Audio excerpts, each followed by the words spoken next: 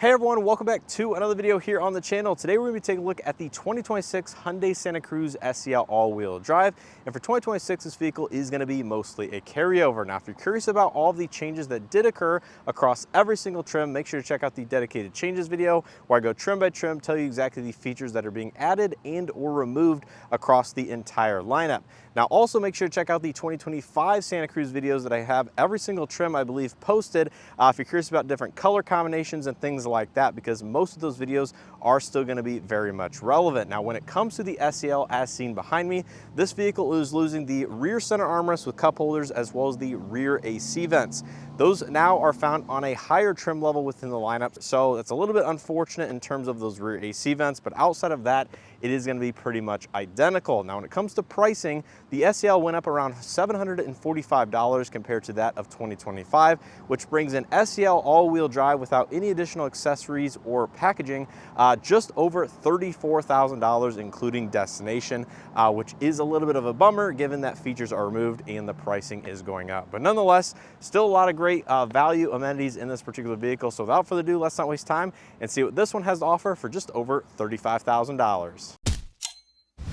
So the Santa Cruz in front of us is finishing the Atlas white exterior with the black H-Tex synthetic leather on the inside. Now, just like that of the Hyundai Tucson, the Santa Cruz went through a mid-cycle refresh for 2025, which included updated styling on the exterior, new technology, and overall packaging across the lineup. And for 2026, the big news for the Santa Cruz, specifically with the 2.5-liter turbo, is the loss of the dual clutch transmission replaced by an 8-speed torque converted automatic. Now, hopefully I will be able to bring you guys some videos and content on that new transmission for the turbo models, but of course the standard 2.5-liter with the 4-cylinder has always had an 8-speed torque converted automatic, so the powertrain in this vehicle is going to be a carryover. So starting up front, you can see the styling is going to be identical to that of 2025, which includes the daytime running lights illuminated in this portion. We have the turn signals that are LED down below with the LED projector headlights, both low and high beam. You can see you do have a lot of matte black plastic cladding on the lower side of the bumper with some silver trim on the upper portion around the front grille area. No 360 camera system or anything like that, but you do have the updated flat Hyundai stainless steel logo. And overall, pretty basic stuff at the front end. Now, coming around to the side profile, and one of the reasons I actually want to do a video on this particular vehicle is this one has the optional accessory fender flares that are going to be very similar, if not identical, to that of the XRT, because this one has the GoPro side camera mount accessory for just over $500. So the fender flares are still going to be textured matte black plastic across the entire lineup, but this one has the widened fender flares, which extend the wheel arches just a little bit. You can see the fender flare around the side marker is a little bit extended or extruded, and then you do have a slightly different design at the top, but that allows the camera accessory to mount right here at the top portion, replacing this plastic piece, and allow you to mount a GoPro to it. Now, coming to the wheel and tire setup, this is going to be the same 18-inch alloy wheel with a machined and gloss black finish as the lower trim levels. It is going to be wrapped in a 245/60 18-inch Kumho Crugin HP71 all-season tire, so very much a road-going all-season. Body color mirror caps with the LED turn signal integration. We have matte black plastic trim on the lower section. They are manually folding, heated, blind spot detection. Of course, no auto dimming available on Santa Cruz. Door handles are going to be satin black with the standard proximity entry on the front two. Tinted rear glass windows, roof rails up top in a slightly more shiny gloss black or satin finish. No sunroof on this particular vehicle, but we do have the shark fin antenna for the Sirius XM and other services. And then coming out back, unfortunately, the Santa Cruz does not have a lot of LED lighting out here still for 2026. So the only LED lighting is the running lights. In this section, we have incandescent turn signals, brake lights, and the reverse lights are going to be found a little bit lower on the rear bumper, which again is entirely matte black. We do have the integrated side steps, which helps ingress and egress into the actual bed itself. Santa Cruz stamped into the tailgate. There's the Hyundai logo up near the electronic tailgate release with the rear backup camera, H-Track badge on the passenger side because this one is all-wheel drive, and that is basically going to be it. Now, of course, we will come back to the bed space and some of the features out there a little bit later in this video, but overall, that is going to do it here for the exterior. Let me know what you guys think of the Santa Cruz down in the comment section below, specifically with those wider fender flares. So let's go ahead and take a quick look at the window sticker so you guys know exactly how this one is equipped before jumping onto the interior. So take a look at the window sticker. The SEL is a very value-oriented trim level that got some significant improvements for 2025, including the H-Tex synthetic leather on the inside, dual zone automatic climate control, heated front seats with front and rear USB-C charging, and it does include the BlueLink Plus, or the all-inclusive app connectivity services from Hyundai for the first owner of this vehicle. We have the standard driver assist technology, and like I said, this one has a few additional accessories, including that camera mount with fender flares, which costs $590 from the factory, which brings the total MSRP, including destination, to $35,495. So take a look here on the interior. This one has the black H-Tex on the inside, but there is going to be a gray option depending on the exterior color you choose. Starting out here on the door panel, the SEL and some of these lower trims is going to get the more basic door panel design, which has hard touch materials at the upper section, some textured hard touch in the middle, and then a soft touch padded armrest in this quadrant right here. Power windows, mirrors, and locks, with both of the two front windows being fully automatic up-down, silver accent door handle pull, some lower door storage, and the standard 6-speaker audio system. Coming to the driver's seat, fully power with two-way power lumbar, which is always a nice addition. And then, like I said, for the refresh, this trim got the H-Tex synthetic leather on the inside with perforations. They are going to be heated, which is a nice upgrade, and there is going to be a look at the interior, which is going to be a carryover from 2025. So here on the inside of the Santa Cruz SEL, this is going to look identical to that of the 2025 vehicles that I have featured last year until we get to the rear seats. So in front of the driver, you're going to find the fully digital but partially configurable gauge cluster with the small 4.2-inch center screen in the middle. This is the more basic cluster found in the Santa Cruz. If you get some of the XRT or Limited, it will feature the blind spot view cameras and the more configurability. But this is controlled here on the left side of the steering wheel. In the middle, you have tire pressure, power distribution for the H-Track all-wheel drive. We have trip information with fuel economy, odometer, outside ambient temperature. There is the driver assist screen, and then cycling it back, it will bring you back to those other screens. Now, coming back to the steering wheel, this is the one downfall of the SEL. It is going to be the hard plastic steering wheel, so it is not leather wrapped, but you do have some nice silver accents at the very bottom. You have lane fall assist with regular cruise control, non-adaptive on this trim, with the audio multimedia on the right side, automatic headlights with auto high beam assist, regular power intermittent wipers. To the left of the steering wheel, we have gauge dimming, exterior lighting, as well as the traction control off, and then manual tilt telescopic steering wheel. Across the dashboard, mostly hard touch textured plastics. And then coming over to the infotainment system, this is going to be the 12.3-inch CCNC Lite without built-in navigation, but does support wireless Android Auto, Apple CarPlay, Sirius XM, AM, FM, USB, Bluetooth inputs. We have valet mode, and then some of the other over-the-air software update capability that this lesser head unit does support.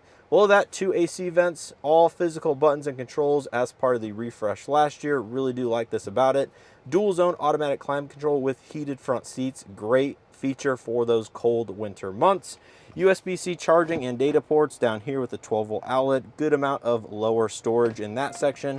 And then we do have the gear shift selection, which is not a shift by wire. This is a mechanical shifter, which is one of the few Hyundai vehicles at this point that supports that across every single trim. 2 cup holders on the right side. Drive mode selection, all-wheel drive center differential lock, hill descent control, backup camera, electronic parking brake, and automatic vehicle hold. There's the backup camera with guidance lines. In terms of drive modes, we have normal, sport, smart, and snow mode, which will change the accent color of these dials in the gauge cluster if you have that feature set up. And then coming to the center console, just a basically soft touch padded armrest, inside additional storage with a small pull-out cubby.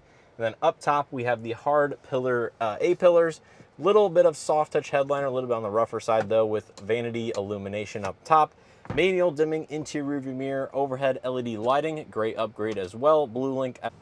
So take a look at the second row of the Santa Cruz. This is where some of those features are removed for this particular model year. So here on the door panel, the entire door panel is going to be hard touch, unfortunately. So all of this is hard touch with a little bit of texture in that back portion, but you do still have the rear seat cup holder. And coming to the seating surfaces, those are going to be the same H-Tex, but like I said, we do have the rear center armrest removed as well as the rear AC vents. Now stepping inside, it's actually not too bad depending on where the driver's seat is positioned, given the door opening is squared off nicely. It has a decent amount of ingress and egress room. there's going to be a quick look at the front center dashboard. And in terms of those rear seat amenities, we no longer find the rear AC vents on standard SEL. You have to move up to the activity package, but you still do keep the rear USB-C charging. Mat pocket only on the passenger seat, nothing here on the driver's side.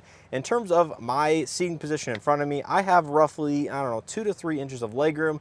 Plenty of footroom down below, and headroom is not going to be an issue either, given I have about 2 or 3 inches of that as well. We do have grab handles up top, overhead LED illumination in the center of the vehicle. And I do apologize for this accessory box in the middle, but as you can see, there is no longer a rear seat center armrest as standard. That, I believe, is only on the top limited trim level for 2026. You do still have the rear defroster, but again, no sliding center window, as that has always been part of the activity package or higher. So overall, really not a bad place to be here in the back seat of the Santa Cruz, but obviously it is going to be a little bit on the smaller side, given this is a compact pickup truck. But I do like about the Santa Cruz is going to be the split folding rear seats, because as I can illustrate right here, if you pull this lever, it will allow you to 60-40 split fold these seat bottoms. So if you have stuff on that seat cushion, you can still gain access to the under seat storage, which you can see has filled up with more additional accessories on this side, which, unlike the Maverick, which has a full bench folding seat, you'd have to take all of that stuff out of the vehicle and essentially just remove it to get access to the under seat storage. Now, coming to the bed of the Santa Cruz, of course, it does have a power release tailgate, which can be activated there on the key fob. This is going to be the standard 4-foot bed on the Santa Cruz, so it's not quite 4.5 feet like that of the Maverick. It does have the easy damped tailgate, and it is a fully composite in nature. So again, no spray and bed liner needed. This is a rust-free surface. It does have tie-down points on all 4 corners on both the top and the bottom, or excuse me, just the bottom up front, but the top and bottom back here. Side cubbies on the left and right hand side. This would have LED bed illumination with the activity package or higher in this position right here, and there is a switch to control that lighting. But every Santa Cruz does come standard with the underfloor storage, which can be used for you know, an ice chest if you want to go tailgating. There is a drain plug, you can drain it out all down there, and is just a nice little bit of additional storage that is mostly water resistant, not quite waterproof.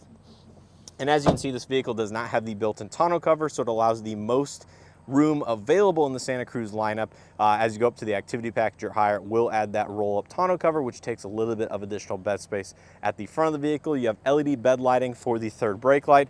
And yeah, that is basically going to be a look at the bed space. Now, coming to the passenger front seat, this does still have a manual 4-way passenger seat, so no height adjustment, unfortunately.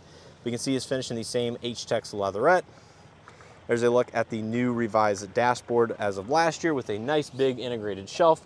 We have a soft open damped glove box. Does not have any LED illumination, but does fit the owner's manual very nicely inside. And yeah, that's basically going to be a look here at this SEL. Let's go ahead and pop the lid, see what powers this particular vehicle before wrapping this video up. So under the hood of the SEL, you're going to find the standard powertrain, which is a 2.5 liter naturally aspirated 4-cylinder paired to an 8-speed torque converted automatic transmission, putting out 191 horsepower and 181 pound-feet of torque, either through the front wheels only or all 4 wheels when you do option H-Track all-wheel drive. Like I said, this is the carryover powertrain for 2026, where the 2026 2.5 liter turbo is now getting an 8-speed torque converted automatic to replace the dual clutch, which I'm very excited to get behind the wheel of and experience, because I think the average buyer out there will really appreciate the more powerful engine in those higher trim levels, now with a more traditional conventional transmission, where you get rid of the dual clutch tendencies and potential problems in the future. Now, this vehicle, as equipped, tows up to about 3,500 pounds with trailer brakes, where the 2.5 liter turbo tows up to 5,000 pounds with trailer brakes. So if you need that additional towing capability, you'll definitely have to opt for the more powerful turbo engine. So that's going to do it here for this full walk-around tour on the 2026 Hyundai Santa Cruz SEL all-wheel drive with the optional fender flares. If you guys enjoyed this video and or found it helpful, make sure to hit that like button below, subscribe if you haven't already, and let me know what you think of the Santa Cruz and its packaging changes for 2026 down in the comment section below. Now, some of the big news recently with the Santa Cruz has been the sales figures versus that of the Ford Maverick, which I do have videos of the Maverick, both pre-refresh and post-refresh, here on the channels. I just had one a couple weeks ago. But it is a little bit disappointing and probably frustrating on Hyundai's part as to why the Santa Cruz isn't necessarily selling as well as the Maverick. And I think largely that has to be due to the fact that the Maverick offers the hybrid and the Santa Cruz unfortunately doesn't. Now, it appears they listened to consumer feedback with the turbo engine offering now a more conventional automatic transmission instead of the potentially problematic DCT in the long run. And I think that will attract some buyers back to the Santa Cruz with the more powerful engine in those upper trims that previously basically disregarded the Santa Cruz entirely because of the dual clutch, and should help towing performance and things like that. But like I said, hopefully I will be able to get behind the wheel of those here relatively shortly over the next couple weeks. But yeah, that is pretty much going to do it. Not too much has changed. Slight price increase, slight packaging changes across the board, but the Santa Cruz remains here in its current generation for at least another model year or two before an all-new redesign might be around the corner. We'll have to wait and see. Rumor has it the Tucson is being redesigned fully for the 2027 model year. We'll have to see if that makes its way to the US or if that's just overseas. But should provide some next-gen connectivity and infotainment in that particular vehicle. We'll have to see if the Santa Cruz remains based upon that platform and what happens. But anyways, I appreciate continued support here on the channel. If you guys enjoyed this video, again, make sure to hit that like button, subscribe, and as always, I hope to see you guys in the next one.